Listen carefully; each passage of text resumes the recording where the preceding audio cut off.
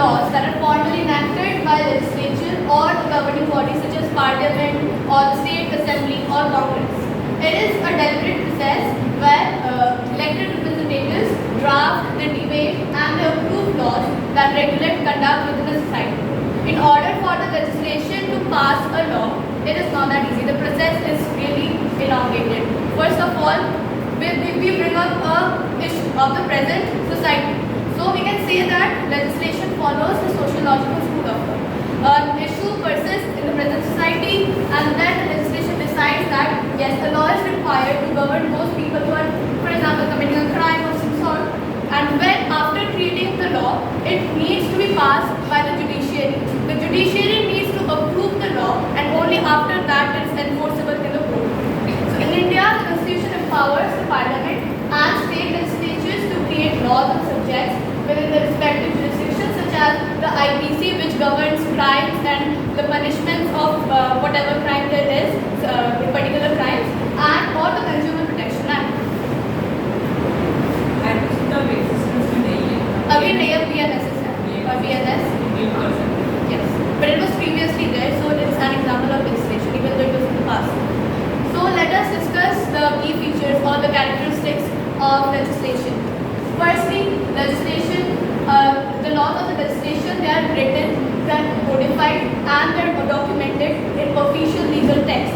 So since they are formally written, it is written in order to be clear so that people do not have any questions, they do not interpret according to personal opinion. See, for example, one person is interpreting the law in their own way and the other person is doing so in another way. So that will create a lot of confusion within the people, they don't know which laws to follow. So in order to avoid that, in order to avoid any ambiguity, so laws are written, codified and documented.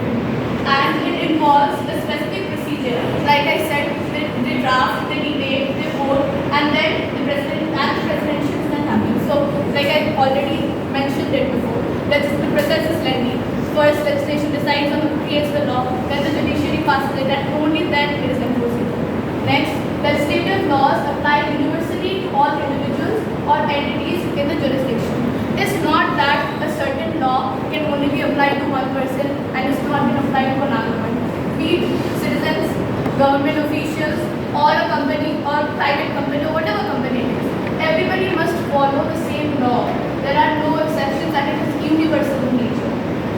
Most laws apply to future actions or events and not retroactively, ensuring fairness and predictability. For example, if a law is passed right now, let's say a law has been passed regarding some crime and a person who has committed the same crime that is being called a crime today, they have committed that crime yesterday, that won't be enforceable because that is unjust. That person was not aware that it's a crime. So since the law has been passed today, the law will be enforceable from today onwards and tomorrow and the next day, not the day before. So that is what is meant by retroactively. Laws made by the legislature are supreme, meaning they override other sources like judicial precedents or customs. For customs, example, like they can be unwritten. We hear about customs from our elders and we are following customs from a long time. They are not necessarily written. But if the legislature passes a law that will encompass any sort of custom or judicial precedents because they always override it, they are more logical, they are only passed after debates. So the public opinion matters here. What custom for him but might not be a custom for her. So that's why it differs. So this is why we need the legislature.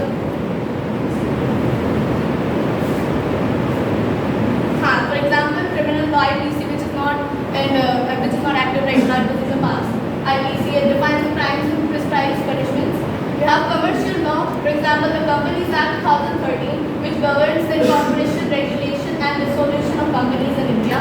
And more examples include the constitutional law, the environment law, and labor law. There are various other such laws. The impact of legislation on society at large. The legislation plays a crucial role in shaping modern society and governance. The legislation governs human behavior, they establish societal norms as describing what is wrong and what is right, what one should do in order to not commit a crime, and how one should behave in the society with others. For For example, traffic laws. When we see the red light, we stop. That was not common sense long back. Only after legislature passed the law that you need to stop at a red light in order to let the other people pass, we have been following that since. So that is how it impacts us there. Now, legislation can be an instrument for social reform, addressing inequalities and injustice. For example, the Hindu Marriage Act. Then, laws related to taxation, commerce, and industries promote economic growth by creating stable and predictable legal environment. The Insolvency and Bankruptcy Code, IBC 2016, is an example. The Right Information RTI Act 2005 empowers citizens to access information from public authorities promoting transparency. For example, if we have construction work going on here within our, let's say, hostel area, we have every right to know why it is being done and how long it will be done and information related to that. So that is the importance of RTI Act. We cannot be left in the unknown. We cannot be, not allowed to know. We have the right to know what is going on within our premises.